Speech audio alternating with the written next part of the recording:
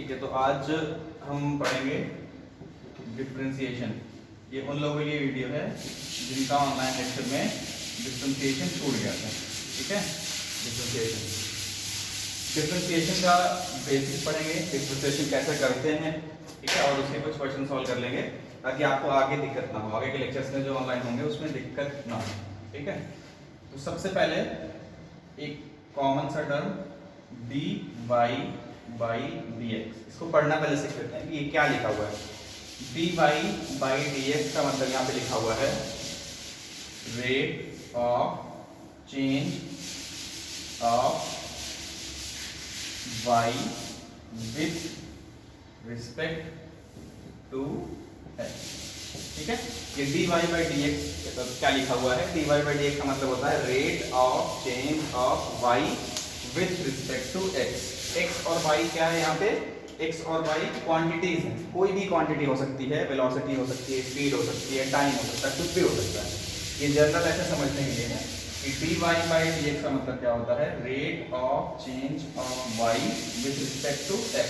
ठीक है, तो डिफरेंशिएशन हमें क्या बताता है, डिफरेंशिएशन हमें ये बताता है किसी क्वांटिटी, कोई क्वांटिटी दूसरी क्वांटिटी के रिस्पेक्ट में कितनी चेंज हो रही है या किस रेट से चेंज हो रही है, यही हमें डिफरेंशिएशन करके पता चलता है। ठीक है, जैसे यहाँ पे मैं लिख दूं ds बाई dt, इसका क्या मतलब है कि s जो क्वांटिटी है, s का मतलब यहाँ पे डिस्प्लेसमेंट, s क्या है, डिस्प्लेसमेंट, s यहाँ पे डिस्प्लेसमेंट है और t क्या है, time, t equals to time.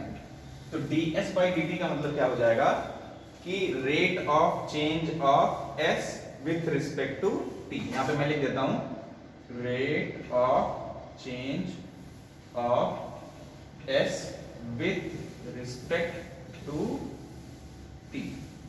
ठीक है, इसका मतलब क्या होगा कि s जो है हमारा डिस्प्लेसमेंट टाइम के साथ साथ कितना, किस रेट से चेंज हो रहा है, इसको अगर मैथमेटिकल टर्म्स में लिखना हो तो हम क्या लिखेंगे, ds बाई dt। फिर से बोल देता हूं, डिस्प्लेसमेंट हमारा टाइम के रिस्पेक्ट में किस रेट से चेंज हो रहा है। ठीक है, इसको मैथमेटिकल टर्म्स में हम कैसे लिखते हैं, ds बाई dt। और ds बाई dt को क्या पढ़ते हैं, rate of change of s with respect to t। ठीक है ना, इसको सिंपल में कैसे पढ़ेंगे, ds by dt, dy by dx, और कोई quantity dz by dy, da by db, इस तरह से पढ़ सकते हैं। ठीक है, और अगर फुल इसको पढ़ना हो तो कैसे पढ़ेंगे, rate of change of z with respect to y, rate of change of a with respect to b। ठीक है, ये हमने पढ़ना सीख लिया। और डिफरेंशिएशन का मतलब क्या होता है, डिफरेंशिएशन क्या बताता है कि एक कोई क्वांटिटी किसी दूसरी क्वांटिटी के रिस्पेक्ट में कितनी, किस रेट से चेंज हो रही है। ठीक है, यही बताता है डिफरेंशिएशन। ठीक है ना, तो अब हम क्या करेंगे, अब क्या करेंगे, मैथमेटिक्स में कैसे यूज होता है डिफरेंशिएशन वो देखते हैं। सबसे पहले मैं एक एग्जांपल लेता हूं, ठीक है, एग्जांपल एक लेता हूं dx² बाई dx। देखिए ये जो डिफरेंशिएशन है वो डिटेल में आप मैथमेटिक्स में पढ़ेंगे, लेकिन जो बायो के स्टूडेंट्स हैं वो उनके लिए ये बेसिक जानना जरूरी है कि ये कैसे किया जाता है। बाकी इसकी जो डिटेल है वो आपको मैथमेटिक्स के सब्जेक्ट में मिलेगी। ठीक है, तो हम यहाँ पे देख लेते हैं dx² बाई dx, यानी इसको पढ़ेंगे कैसे, rate of change of x² with respect to x। ठीक है, इसको डिफरेंशिएट करना है आपको, तो आप डिफरेंशिएट कैसे करेंगे, देखिए यहाँ पे देखिए x की पावर क्या है, x की पावर क्या है, यहाँ पे 2 है। तो सबसे पहले पावर को लिखते हैं। ठीक है ना, पावर को लिख दिया मैंने यहाँ पे 2, फिर वेरिएबल क्या है x, यहाँ पे मैंने लिखा x। ठीक है ना, फिर पावर में से क्या करते हैं, 1 को सबट्रैक्ट कर देते हैं। ठीक है, तो यहाँ पे 2 लिखा था, फिर x लिखा था, फिर 2 माइनस 1, 2 माइनस 1 का मतलब क्या होता है, 1 होता है। और किसी भी वेरिएबल पे 1 पावर लिखने की जरूरत नहीं है, ये हमें क्या होता है, अंडरस्टूड होता है। तो आपका आंसर क्या आ गया, 2x हो गया। dx² बाई dx क्या हो गया, 2x हो गया। एक एग्जांपल और लेते हैं, ये पहला एग्जांपल था, दूसरा एग्जांपल लेते हैं bx to the raise power 4 by dx। इसको फिर से पढ़ेंगे कैसे, जनरल टर्म्स में कैसे पढ़ेंगे, differentiation of x to the raise power 4 with respect to x, ये आपका पढ़ने का तरीका हो गया। अब इसको मैथमेटिकली सॉल्व कैसे करेंगे, इसको मतलब कैसे सॉल्व करेंगे, देखिए पहले इसकी पावर कितनी है 4, तो यहाँ पे क्या लिख देंगे 4, वेरिएबल क्या है x, तो यहाँ पे x, पावर में से क्या कर देंगे 1 सब्ट्रैक्ट कर देंगे, ये आपका क्या हो गया, इजी सा मेथड हो गया। 4x 4 माइनस 1 कितना होता है 3, 4x क्यूब आपका क्या हो जाएगा, 4x क्यूब आपका आंसर। ठीक है, इतना क्लियर है। तो चाहे तो नोट कर सकते हैं, तो चाहे तो क्या कर सकते हैं, नोट कर सकते हैं। ठीक है, तो अब आगे बढ़ते हैं जनरल फॉर्मूले की तरफ। ठीक है, जनरल फॉर्मूले की तरफ, कि अगर कोई भी हो तो उसका जनरल फॉर्मूला क्या होगा, नोट कर लीजिए इसको। जनरल फॉर्मूला यहाँ पे लिख दीजिए d by dx of x to the raise power n। बहुत सारे बच्चे ये कंफ्यूज हो जाते हैं कि ये d और ये d कैंसिल करके और x to the raise power n by x लिख देंगे, तो ये क्या है, बिल्कुल गलत है, ये आप नहीं कर सकते, ये अलाउड नहीं है। ठीक है, जैसे कि सिमिलरली साइन थीटा से आप साइन को नहीं काट सकते, sine theta by sine x लिखा है, तो क्या साइन और साइन आप काट सकते हैं, कैंसिल कर सकते हैं, नहीं कैंसिल कर सकते, ये एक ऑपरेटर है। उसी तरह से d बाई dx को dd कैंसिल नहीं कर सकते, ये गलती कभी मत करिएगा। ठीक है, तो जनरल फॉर्मूला बताता हूँ, general formula d by dx of x to the raise power n। तो सबसे पहले क्या लिखेंगे, इसमें पावर क्या है, पावर इसमें n है, तो यहाँ पे मैंने क्या लिख दिया n, वेरिएबल क्या है x, यहाँ पे मैंने क्या लिख दिया x, फिर पावर में से क्या सब्ट्रैक्ट करते हैं 1, तो n माइनस 1, ये आपका क्या आ जाएगा, जनरल फॉर्मूला। ठीक है, ये आपका जनरल फॉर्मूला है, इसी से सारे जो भी वेरिएबल्स हैं उनको क्या करेंगे आप, डिफरेंशिएट करेंगे। ठीक है, ये आपका बेसिक फॉर्मूला है। फॉर एग्जांपल यहाँ पे x वेरिएबल है, कोई और वेरिएबल भी आ सकता है, जैसे for example dz cube by dz। इसको कैसे डिफरेंशिएट करेंगे, इस फॉर्मूले से मैच करिए। पहले क्या लिखा है, यहाँ पे n लिखा है ना, n क्या है यहाँ पे पावर, पावर पहले लिखा है तो मैंने भी पावर पहले लिख दी।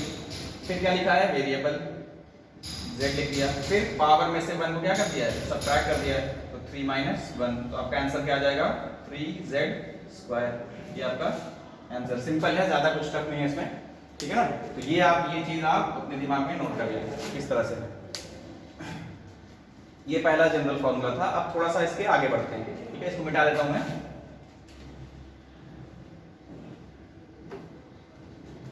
सपोज अभी तक हम कर रहे थे dx स्क्वायर बाई dx, अब हमारे पास क्या आ जाता है, एक कांस्टेंट आ जाता है वेरिएबल के साथ, d2x square by dx। Last वाले क्वेश्चन और इसमें क्या डिफरेंस है, पहले x स्क्वायर ही था, अब इस वाले क्वेश्चन में क्या है, एक कांस्टेंट टर्म 2 भी आ गया है, 2x स्क्वायर से क्या है, मल्टीप्लाइड है। तो ऐसे केसेस में हम क्या करेंगे, जैसे ही कांस्टेंट टर्म हमें दिखेगा तो उसको हम कहां ले आएंगे, डिफरेंशियल के बाहर आ जाएगा ये, तो बाहर आके क्या हो जाएगा, ये 2d, अगर ये 2 बाहर चला गया तो अंदर क्या बचेगा, x स्क्वायर, तो dx स्क्वायर बाई d। ठीक है, अब क्या करेंगे, x स्क्वायर का डिफरेंशिएशन करेंगे। x स्क्वायर का डिफरेंशिएशन अभी पिछले क्वेश्चन में मैंने किया था, x स्क्वायर का डिफरेंशिएशन होता है 2x, यहाँ पे क्या लिख देंगे 2x। अब जो रिजल्ट आया उसको किससे मल्टीप्लाई कर देंगे, जो कांस्टेंट था, 2 2 जा 4x, ये आपका क्या आ गया, आंसर आ गया। ठीक है, समझ में आया। ये पहला एग्जांपल। एक एग्जांपल और लेते हैं, यहाँ पे d -4 by square by dy, इसको आपको डिफरेंशिएट करना है। ठीक है, तो अब देखिए यहाँ पे y स्क्वायर क्या है, वेरिएबल है, और 4 क्या है, कांस्टेंट है। ध्यान रखिएगा जब भी 4 कांस्टेंट देखें तो उसके साथ साइन भी देखना होगा। यहाँ पे कांस्टेंट सिर्फ 4 नहीं है, -4 है, तो -4 क्या हो जाएगा, बाहर आ जाएगा, और अंदर क्या बचेगा, d by dy of y square. ठीक है, क्लियर है। ये आपने 4 को बाहर कर लिया, -4 को बाहर कर लिया, और अंदर क्या बचा, y स्क्वायर।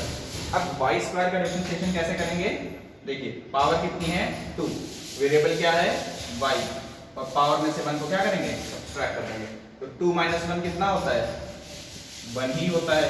2 पाई 1 लिखने की जरूरत नहीं है, अंडरस्टूड होता है ये, तो 2y लिखिए, फिर 4 से मल्टीप्लाई करेंगे तो क्या हो जाएगा, -8y, ये आपका फाइनल आंसर। ठीक है, तो इसको नोट कर लीजिए वीडियो पॉज करके। ठीक है, तो आगे बढ़ते हैं हम, इसको मैं रब कर दे रहा हूँ। आपको समझ में आ गया कि अगर वेरिएबल के साथ कांस्टेंट मल्टीप्लाइड हो उसको आप क्या कर देंगे, डिफरेंशियल के बाहर कर देंगे।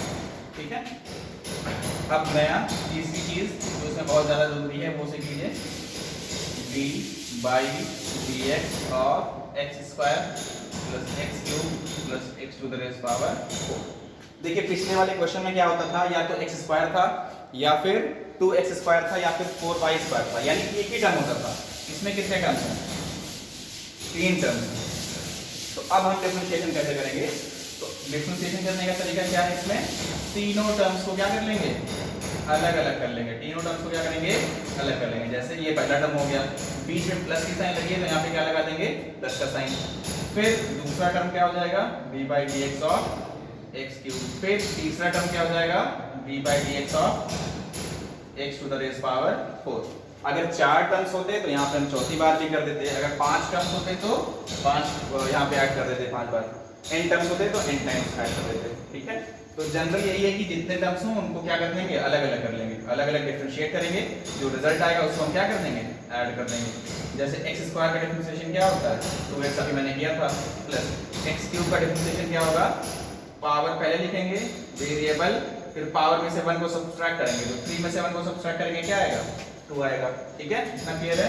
प्लस यहाँ पे 4 पहले लिखेंगे, वेरिएबल 4 माइनस 1 क्या होता है? 3। तो ये आपका क्या हो जाएगा? फाइनल आंसर हो जाएगा। ठीक है, इतना समझ में आ रहा है? यानी अगर 3 या 3 से ज्यादा या 2 से ज्यादा टर्म्स हो, 2 या 2 से ज्यादा टर्म्स हो, तो आपको क्या करना पड़ता है? सारे एक एक टर्म्स को क्या करेंगे? अलग अलग डिफरेंशिएट करेंगे। इसको क्या करेंगे? अलग अलग डिफरेंशिएट करेंगे और जो भी रिजल्ट आएगा सबको जोड़ देंगे। जोड़ के जो फाइनल रिजल्ट होगा वही आपका क्या हो जाएगा? आंसर हो जाएगा। ठीक है, क्लियर हो रहा है इतना? ठीक है, मेरे हिसाब से इतना क्लियर हो जाना चाहिए, तो मैं इसको रब कर दे रहा हूँ।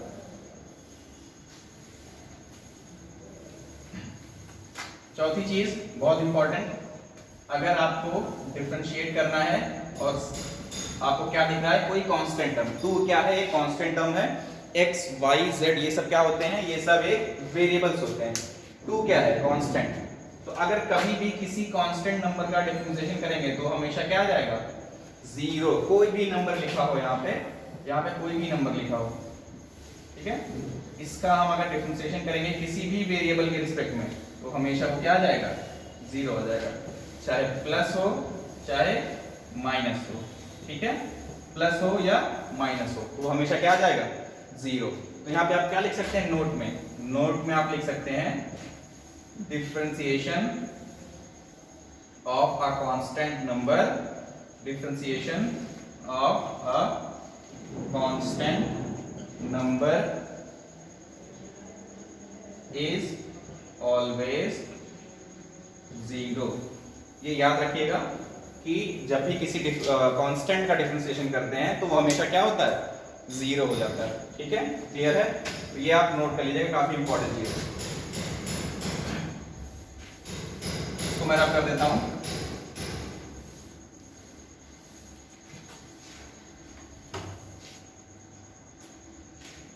तो पहली चीज आपने क्या सीखी कि x to the raise power n by x है। तो आप क्या करोगे? पहले वेरिएबल पावर लिखोगे, फिर वेरिएबल, फिर पावर माइनस 1 करोगे, जनरल फॉर्मूला हो गया। दूसरी चीज आपने क्या सीखी? दूसरी चीज ये है कि अगर कांस्टेंट के साथ क्या आ जाता है? कोई वेरिएबल आ जाता है, ठीक है, किसी वेरिएबल के साथ क्या आ जाता है? एक कांस्टेंट आ जाता है, तो उस कांस्टेंट को आप क्या करोगे? बाहर कर दोगे, dx² बाई dx। ये दूसरी चीज हो गई। तीसरी चीज क्या सीखी आपने?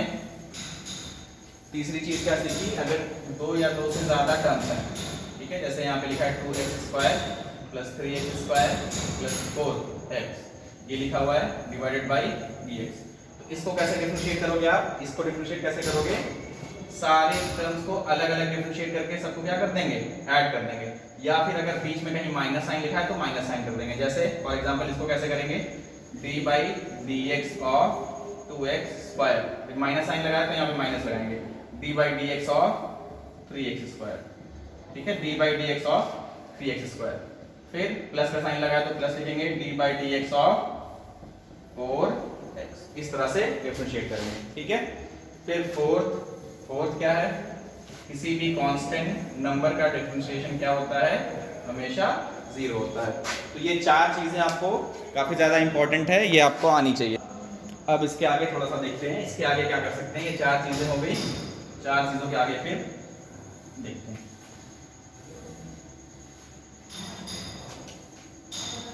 जैसे यहाँ पे लिखा हुआ है dy dx और एक्स स्क्वायर ब्रैकेट में एक्स स्क्वायर प्लस 1, और ये एक टर्म और ये एक टर्म दोनों क्या है, मल्टीप्लाइड, ठीक है। अब इस तरह के जो डेरिवेशन डिफरेंशिएशन होंगे इसको हम कैसे करेंगे, ठीक है। तो ऐसे जब हो दो टर्म्स हो, एक टर्म ये एक टर्म ये, दोनों किसके फंक्शंस हैं, x के, ठीक है। यहाँ पे एक्स स्क्वायर, यहाँ भी एक्स स्क्वायर, दोनों ये जो है फंक्शंस किसके हैं, x के। तो क्या करेंगे हम, एक जो है इसको हम u मान लेंगे और इसको क्या मान लेंगे, दूसरा वाला v, इसको क्या मान लेंगे v। तो अब क्या हम ऐसे लिख सकते हैं इसको, अब dub by dx, क्या ऐसे लिख सकते हैं, समझ में आ रहा है। पहले बेसिक क्वेश्चन क्या था कि d by dx of x square into 2x square plus 1, यह आपका बेसिक क्वेश्चन था। इसको आपको डिफरेंशिएट करना था, लेकिन ऐसा कोई रूल आपने अभी तक पढ़ा नहीं है।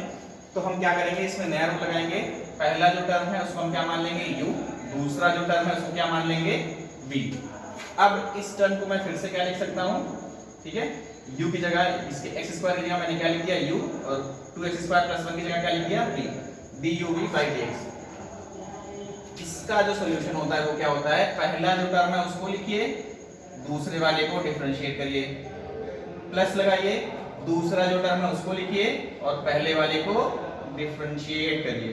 काफी इजी है, ज्यादा टफ नहीं है। फिर से मैं बता देता हूँ, पहला जो टर्म है उसको लिखिए, दूसरे वाले को डिफरेंशिएट करिए, प्लस दूसरा जो टर्म है उसको लिखिए, पहले वाले को डिफरेंशिएट करिए। अब जहां पे u है वहां पे ये वैल्यू रख देंगे, जहां पे v है वहां पे ये वैल्यू रख देंगे, ठीक है। तो u की वैल्यू क्या है, यहाँ पे एक्स स्क्वायर, यहाँ पे एक्स स्क्वायर रख दिया। अब v है यहाँ पे, v की वैल्यू क्या है 2x square plus 1 by dx है, प्लस लगाइए, v की वैल्यू क्या है यहाँ पे 2x स्क्वायर प्लस 1, और u की वैल्यू क्या है यहाँ पे x स्क्वायर बाई dx, ठीक है। ये है। अब क्या करना है हमें, जो डिफरेंशिएशन है उसको कर देना है, बाकी मल्टीप्लाई कर देंगे, आपका आंसर हो जाएगा।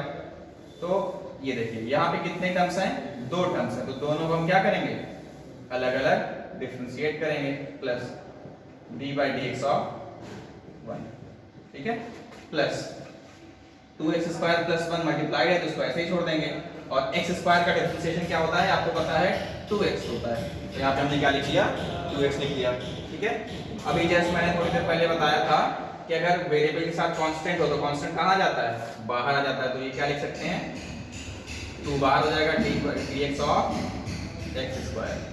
कांस्टेंट का डिफरेंशिएशन क्या होता है, मैंने बताया था 0 होता है, और यहाँ पे आप डिफरेंशिएट कर ही चुके हैं, इसको क्या लिख सकते हैं 2x into x square, 2x square plus 1, clear है। अब यहाँ पे देखिए x स्क्वायर का डिफरेंशिएशन फिर से क्या होता है 2x होता है, तो यहाँ पे 2 इंटू एक्स स्क्वायर का डिफरेंशिएशन 2x, और 0 लिखने की जरूरत नहीं है, प्लस 2x स्क्वायर प्लस 1।